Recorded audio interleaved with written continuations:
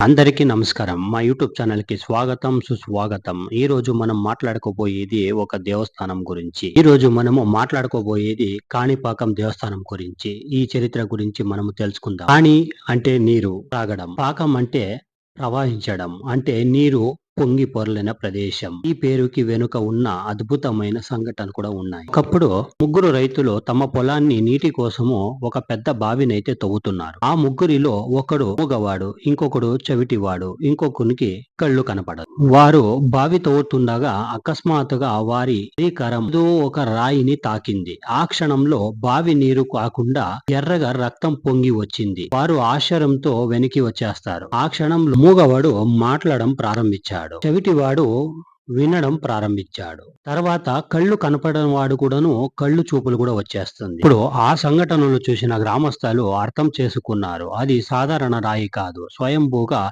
గణపతి విగ్రహం అని. ఆ ప్రదేశాన్ని శుభ్రపరించి పూజలు ప్రారంభించారు. ఈ అద్భుత సంఘటనల తర్వాత చోళరాజులు అక్కడ ఒక చిన్న ఆలయం అయితే నిర్మించారు. తర్వాత విజయనగర సామ్రాజ్యంలో కాలంలో గుడి మరింత విస్తరించింది. కాలక్రమంగా ఈ గుడి ప్రపంచ ప్రసిద్ధి పొందింది. ఇక్కడి గణపతి విగ్రహము మానవ చేతుల్లో చెక్కబడలేదు. ఇది భూమి నుంచి స్వయంగా బయటకు వచ్చింది అని ప్రతి ఒక్కరు చెబుతారు పురాణాల ప్రకారం. ఇక్కడ ఆశ్చర్యమైన విషయం ఇంకొకటి ఉంది. ఈ వినాయకుడు విగ్రహం సంవత్సరాల కొద్దిగా ఇది పెరుగుతూ వస్తుంది. దీని వల్ల అక్కడున్న గర్భగుడిలో డోర్ కూడా వేసేదానికైతే కష్టమయ్యి ఆ డోర్ కూడా అలాగే వదిలేసినారు. ఆ గర్భగుడిలో అయితే గణేష దగ్గరికైతే ఒక చిన్న నీళ్ళైతే పొంగుతూ ఉంటుంది. అది తీర్థంగా తీసుకుంటారు.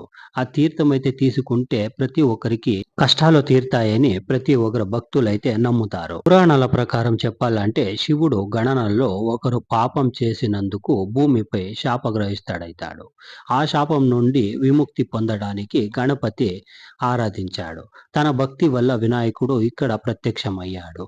అదే ఈ కాణిపాకం క్షేత్రం పుట్టకగా ఇక్కడ చెబుతారు. ఇక్కడ ఇంకొకటి విశేషం ఏమంటే గర్భగుడిలో ఎప్పుడు నీళ్లు పొంగుతూనే ఉంటుంది. ఆ నీరు ఎప్పుడు ఎండిపోదు. ఆ నీటికి ఎన్నో వైద్య శక్తులు గుణాలు కూడా ఉన్నాయి అని చాలా మంది అయితే నమ్ముతారు. చిన్న చిన్న సమస్యలకు కష్టాలకు ఆ తీర్థాన్ని తీసుకున్న వారని ఇక్కడ ప్రతి ఒక్కరికి భక్తులకైతే ఆ నమ్మకంతో తీర్థాలు కూడా తీసుకొని వెళ్తారు. ప్రతి సంవత్సరము సెప్టెంబర్ నెలలో ఇక్కడ చాలా ఘనంగా ఇక్కడ పండగలు అయితే జరుపుతారు. అనేక మంది భక్తులు కూడా ఎన్నో కిలోమీటర్ దూరం నుంచి కూడా ఇక్కడ వస్తూనే ఉంటారు. ఎవరు నిజం చెబుతారో ఎవరు అబద్ధం చెబుతారో దేవుడు ఇక్కడ తీర్పు ఇస్తాడని విశ్వసిస్తారు. అందుకే దీనిని సత్య వినాయకుడు అని కూడా ఇక్కడ పిలుస్తారు. ఇక్కడ వినాయకుని దర్శనం చేసిన వారు తమ జీవితంలో అద్భుత మార్పులు జరిగినాయని కూడా ఇక్కడ చాలా మంది అయితే చెబుతారు.